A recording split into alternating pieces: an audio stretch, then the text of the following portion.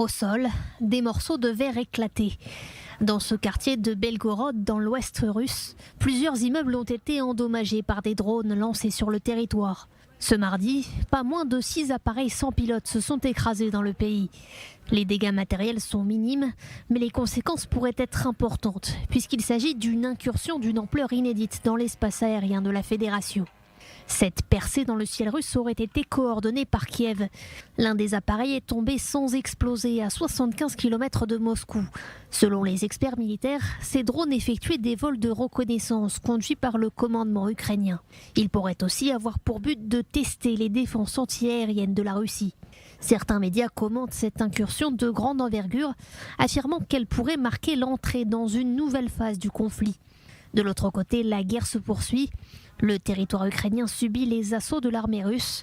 Volodymyr Zelensky admet qu'à Bakhmout, la situation devient très complexe. La Russie ne compte pas du tout les gens, les envoyant constamment à l'assaut de nos positions. L'intensité des combats ne fait qu'augmenter. Je remercie tous les combattants ukrainiens qui, malgré la pression insensée de l'occupant, défendent nos positions et détruisent l'armée russe. À Bakhmout, prise en étau par les Russes, les soldats ukrainiens résistent, sans illusion.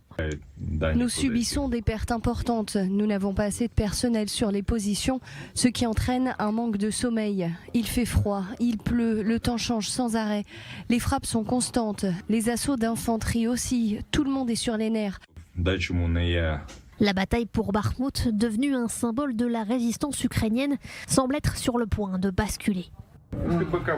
Malheureusement, tous les jours nous perdons quelqu'un. Il n'y a pas un seul jour sans qu'on évacue nos gars morts. Nous dépensons toutes nos ressources pour évacuer ceux qui sont morts, ceux qui ont donné leur vie. Volodymyr Zelensky, sur place en décembre, avait juré de défendre cette ville forteresse aussi longtemps que possible.